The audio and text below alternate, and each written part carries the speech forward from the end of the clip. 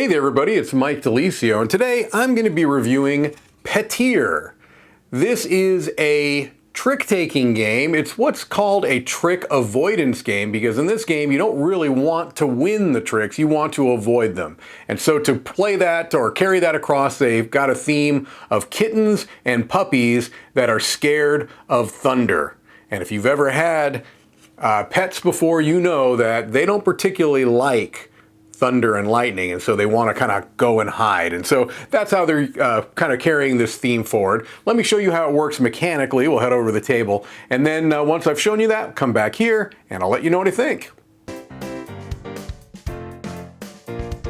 Petir is a card game that consists of 5 different suits, with the numbers ranging from 1 to 8 in each of those 5 suits. At the beginning of the game, all players decide whether they're going to be playing with the A side or the B side of the weather cards. This is the A side, which is kind of the standard version of the game. It has pre-printed, predetermined kind of effects for each of the numbers on this lineup. And as you move up, you know exactly what's going to happen. If you play with the B side of this, what you're going to do is you're going to draw tokens out of this bag one by one, and starting at number 1, you'll place them on the spots. And so this is a more randomized, you don't know what's going to happen exactly at the until you put these out here. And then once you have them out there, it's going to be slightly different than what's on the A side, unless you just happen to draw out what was on the A side. There's the last one. So there you go. This is a little bit more advanced, but at the beginning of the game, you decide which is which. Okay, so for this overview, let's assume that we're playing a 4-player game on the A side of the weather cards. It's going to start off on a value of 5, and this yellow circle is going to mean something that I'll show you in just a moment. But as I mentioned in the intro to this game, this is a trick avoidance game. And so you're looking at this number of 5, and what you're trying to do is be as far away from that number as you can, because this is the number that the lightning is going to strike. And so let's say this is the first player. They're going to look at their hand. They want to play a card that is as close as 5 or far away from a 5 as possible, so they certainly wouldn't play the 5. Let's say that they're going to go ahead and play this 1, okay?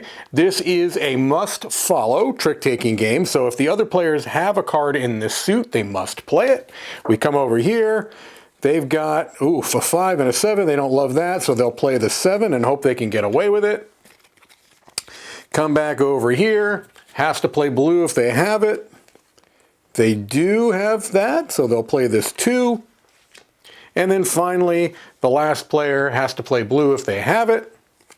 They do have it, and they will play the 8. All right? So, after all players have played a card into the trick, whether they were all of the same suit or not, you have to if you can, but if you can't, you play any card. Then we have the lightning strike, and we check how that happens. And here, as we said, it's a 5. And so you're going to look at which card is closest to the 5. If there's ever a situation where cards are of the same distance, so let's say in this example that someone had played a 6 and someone had played a 4, the one that the lightning is going to strike is who played the lower number. So in that example, 4 would actually be struck by the lightning. But we don't have that example here. We know that the closest value to the 5 is this 7. And so you look at what effect is triggered. In this case, what the yellow circle means is that the player who played the card that was struck by lightning is going to take it and play it face up in front of themselves for negative points. Now, it will not be the value of the card, so it wouldn't be -7 points. It's going to be the number of lightning bolts, so it's -3 points. So this player has in their scoring pile a -3 points. The other cards are then going to be taken, and they're going to be placed in the rows that are appropriate, whether they are cats or dogs. And so not only do you have the illustrations, but if you weren't sure, you can look at these little icons here. So these kitties are going to go over here into that row. I'll scoot these down a little bit. The dog would go here, and then this is going to move up. And what this means is that now the target number is 6, and Any cards that are in the dog row are going to be taken as negative points. However, it's not going to be whatever the number of lightning bolts are. These cards are taken face down, and every face down card at the end of the round is worth -1 point. All right? And so you're going to continue to do this, alternating between the dogs, player taking back whatever card they played, cats, this would wrap around, although the values in the cards don't wrap around, and you would continue to do this until every card has been played out. Once that happens, you're going to count the number of negative points that you have. You're going to play through 2 rounds, and whoever has the fewest negative points is going to be the winner of Petir. Let's head back up, and I will let you know what I think.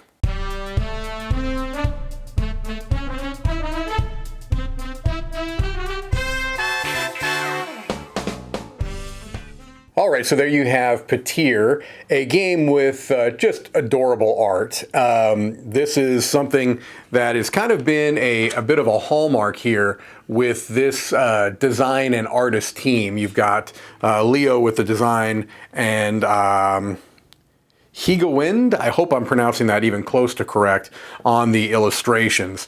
There are other games that these two have collaborated on with the same publisher, Vic Village, and so I really have enjoyed the art and the themes of the earlier games that these two have collaborated on that I've played. There are a couple that they've collaborated on that I have not played yet, but they look adorable, so I hope to play them soon. Petir, with this idea of kittens and puppies trying to avoid the lightning. It's a cute theme, right? It's a cute theme, but really what I think it's trying to emphasize is the idea that this is an avoidance game. And so this is a kind of a sub-genre within trick-taking where you actually don't want to win tricks. You want to avoid winning tricks because tricks in this game give you negative points. And so that's one thing that I think it's very important, especially if you're playing with players that are not really familiar with a lot of trick-taking games. Maybe they've played a couple here and there, is that trick avoidance games are a very different kind of an animal, pun intended, I suppose, animal. In that, if you've played trick-taking games, standard trick-taking games, you just kind of almost get into this flow of, I want to win tricks. My goal is to win tricks. Well, here your goal is not to win tricks. You want to have the least amount of negative points. And so they're essentially, the highest score you can get in this game is a 0. And so you have to kind of make sure that the players understand that going in, because one of the things about Petir is that it can feel very punishing. I mean, because you can have just this huge array of cats or dogs that are lined up, and if you win that trick, you're just getting hammered with a lot of negative points. And so I think it's important to know going in the game that there's a lot of silliness involved. There's a bit of chaos involved in this game. You could just get stuck with a huge, huge pile of negative points. And you have to be okay with that. It's a trick-taking game that almost has a party game feel to me. This is just a me thing, I think. Because when I go into my games of Petir, I go into them knowing that, you know, I may just get hammered. I may just get hammered with negative points, and I've got to be okay with that. To me, what makes that less of an issue is that the game is so fast. It's a 2-round game. I mean, it's over before you know it, and so you could even just kind of load up and play it again. And I've done that frequently. I've usually, when I've played Petir, I've played 2 or 3 full games, which are very short. And so that's something that you have to keep in mind. That being said, I really like the kind of mechanical elements of the game. I think it's very, very clever. The idea that you have a bit of predictability and that you know what the lightning strike number is going to be, because it's a predictable thing. You know, it's going to start at 5, and it's going to move up, and then it's going to come back down to 1, and it's going to continue to move up. And you know that it's going to have a particular thing that triggers on each number. So it might be that the winner of the trick takes the card they played back in.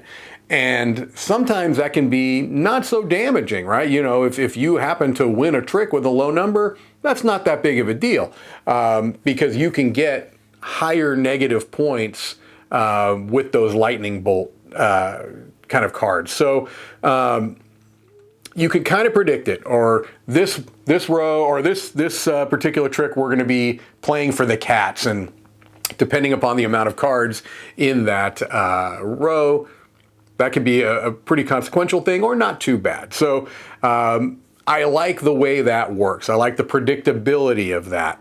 And I think it's also cool that you can play on a standard side where all of that is determined and you know exactly what's going to happen and it's kind of symmetric, okay? Or you can play on the advanced side of the board where you're pulling out the tokens and they could be changing up the experience quite a bit. I wouldn't recommend that in the first few games personally, but obviously your mileage may vary there. So Petir is a game that I quite enjoy.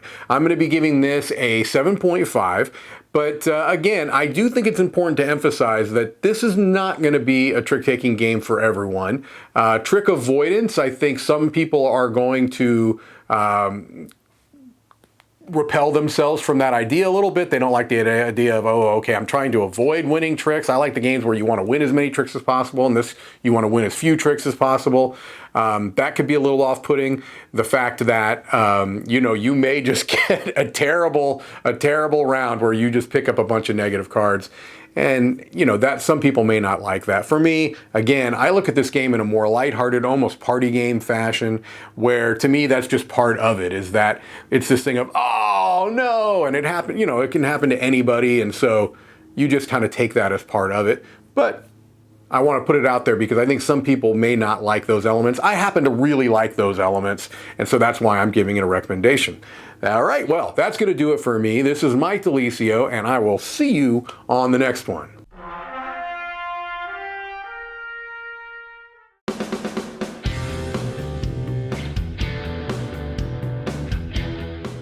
Hey everybody, thanks for watching this video. If you like this review or whatever you just watched, wasn't it amazing? Check out our channel, Dice Tower. We have all kinds of things. We review games, we do top 10s, we play games live. It's all about board games, but especially the people who play them. Check out Dice Tower YouTube channel.